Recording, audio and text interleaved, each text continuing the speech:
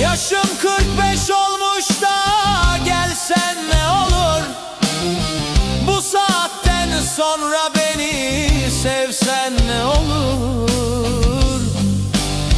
Elinde testiyle de dönsen ne olur?